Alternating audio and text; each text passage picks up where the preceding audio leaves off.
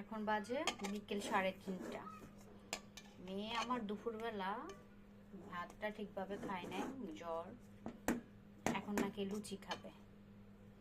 তো আমি ময়দা দিয়ে ডো ধরে রেখেছিলাম বিকেলের জন্য, কিন্তু সে এখন খাবে।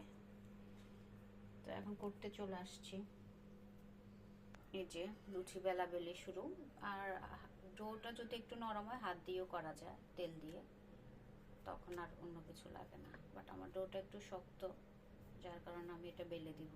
একটা করা শেষ, আর দুটা করব, করে ডিম অমলেট করব। ওর জন্য আমি আবার লুচিতে আপনার আর একটু বড় করে লুচি আর কালো জিরে দিয়ে খেতে পছন্দ করি। কিন্তু আমার মেয়ে তো নাছোড় বান্দা, ওর এত বেছে বুছে খাওয়ার অভ্যেস, অনেক বেশি বেছে বুছে খাবার খায়।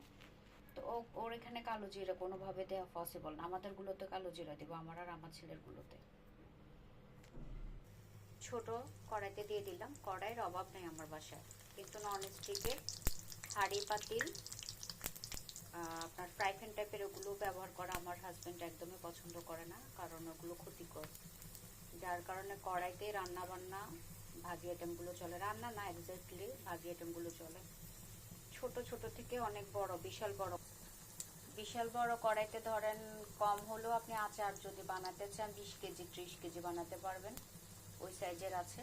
নাড়ু বানাতে চাইলে ওই সাইজের, মানে 20-30 কেজির নাড়ুর আপনি সব কিছু রেডি করতে পারবেন।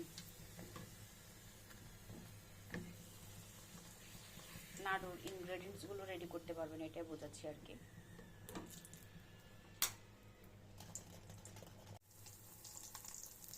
দুইটা হবে এটা সহ।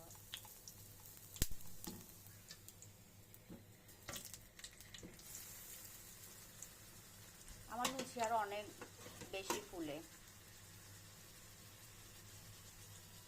আজকের তুলনায়, মানে এখনকার তুলনায় লুচি অনেক বেশি ফুলে।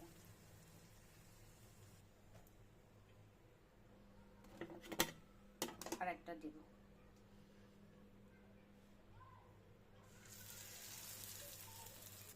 তিন নাম্বারটা করে দেন এক পাশে দিয়ে ডিম দিয়ে দিব। আগে লুচিগুলো আমি টিস্যু দিয়ে মুছে নিব। কড়াইতে ডিম দিয়ে দিলাম। এখন আপনার পিঙ্ক সল্ট নিচ্ছি, একটু পিঙ্ক সল্ট দিব। একটু পিঙ্ক সল্ট দিয়ে দিলাম মেয়ের জন্য।